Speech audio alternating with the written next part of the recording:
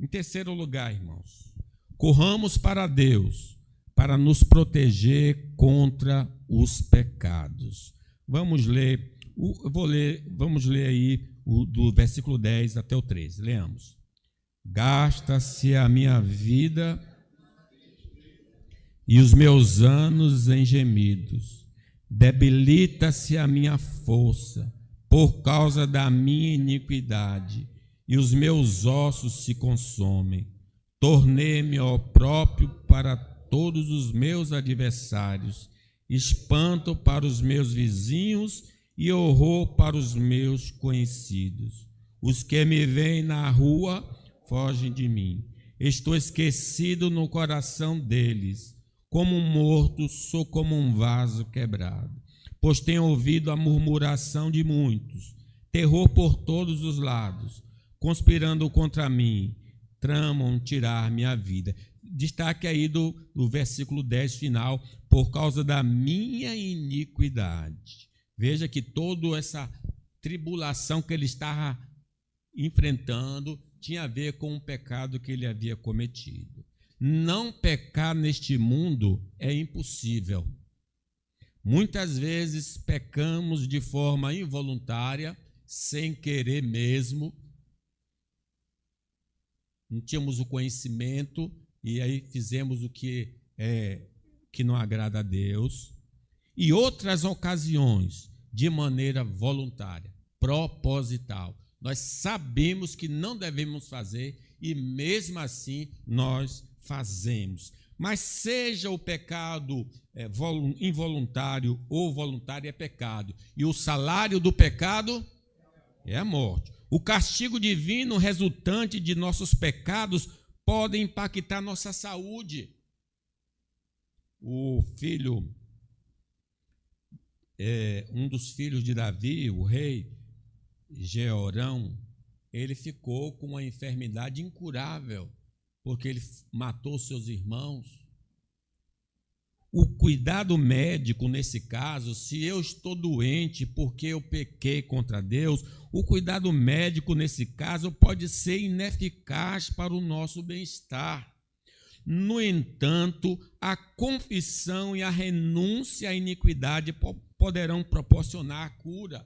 Enquanto me calei, envelheceram meus ossos pelos meus constantes gemidos, até que eu confessei o meu pecado e não o ocultei. Confessarei ao Senhor o meu pecado e Ele perdoou a minha iniquidade.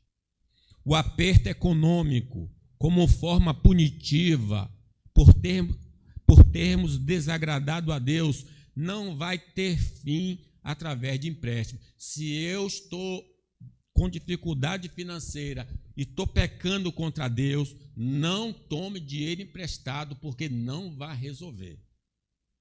Pastor Cândido leu. Aquele povo estava lá pecando em Ageu, e eles trabalhavam, e Deus soprava. O abandono do pecado, acompanhado de admissão de culpa, afastará o devorador econômico. Se o devorador econômico está à nossa volta, é por causa do nosso pecado. Aquele que confessa o seu pecado e deixa, alcançará misericórdia do Senhor. Um coração que se entrega ao pecado representa uma forma de punição divina por nossa resistência à voz do Senhor. Sabe a outra maneira de Deus punir o pecador? É deixando que ele se afunde mais e mais no pecado. Diz o Romanos, a ira de Deus se revela do céu contra toda impiedade e injustiça dos homens. E aí ele narra, Deus os entregou às paixões infames por causa do pecado que eles cometeram. A verdadeira humildade diante de Deus é o único caminho capaz de trazer o reino de Deus para dentro de nós. Se o meu povo, que se chama pelo meu nome, se humilhar e orar e buscar a minha face, se converter dos seus maus caminhos, eu ouvirei, perdoarei e sararei a sua terra. Conflitos generalizados dentro da família podem surgir como consequência de nossas escolhas errôneas de vida. Por que Davi era tão atribulado em casa? Porque ele teve aquele relacionamento sexual extraconjugal, e aí Deus, a espada jamais se apartará da sua casa. E o que você fez em oculto será feito em pleno dia. O próprio filho dele abusou das esposas.